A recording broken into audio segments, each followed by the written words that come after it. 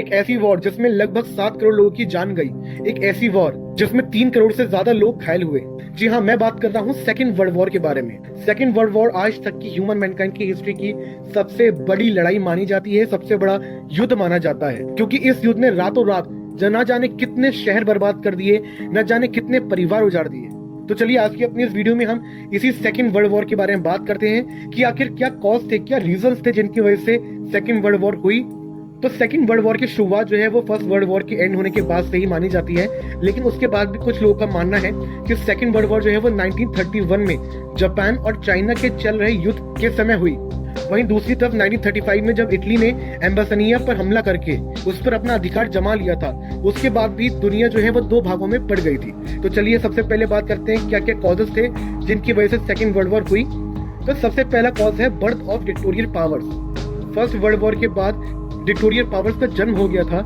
Germany में Hitler और Throughout 12 long years, the German people were regimented. वहीं Italy में मुसोलिनी जो है वो डिक्टेटरशिप में आ गए थे। मुसोलिनी ने फासिस्टवाद की स्थापना करी, वहीं दूसरी तरफ हिटलर ने नाजीवाद को बढ़ावा दिया और उसके बाद इन दोनों ने आक्रामक नीति अपनाते हुए राष्ट्रीय संघ की सदस्यता भी त्याग दी थी और इस प्रकार इटली और जर्मनी से वर्ल्ड वॉर सेकेंड की नींव रखी गई थी।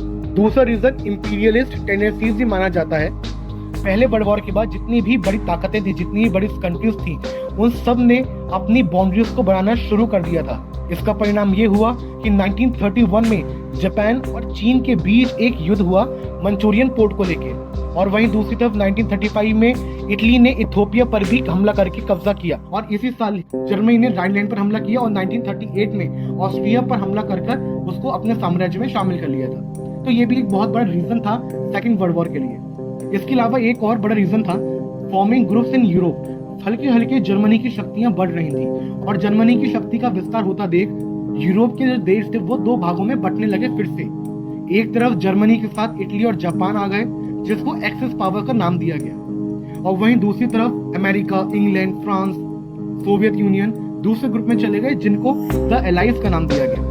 तो ये भी बहुत बड़ा रीजन था, क्योंकि इस ग्रुप फॉर्मेशन के बाद से ही दोनों ग्रुप में अक्सर मतभेद चलने लगे थे। अब हम बात करते हैं अगले कॉज की तरफ, जो कि बहुत इंपॉर्टेंट कॉज माना जाता है। पहले वर्ल्ड वॉर के बाद जितनी भी कंट्रीज थी, चाहे छोटी हो चाहे बड़ी हो, उन सब में एक आर्म रेस शुरू हो गई थी। हर देश अपनी सुरक्षा के लिए अपने हथियारों को बढ़ाने लगा। फ्रांस ने अपने आप को जर्मनी से बचाने के लिए अपने बॉर्डर पर मैगिनो लाइन का निर्माण किया, और वहीं जर्मनी ने अपनी सीमा को फ्रांस से बचाने के लिए सीज रेड लाइन का निर्माण किया। इस तरह की गतिविधियां या फिर इस तरह की प्रैक्टिसों से युद्ध को और हवा दी गई।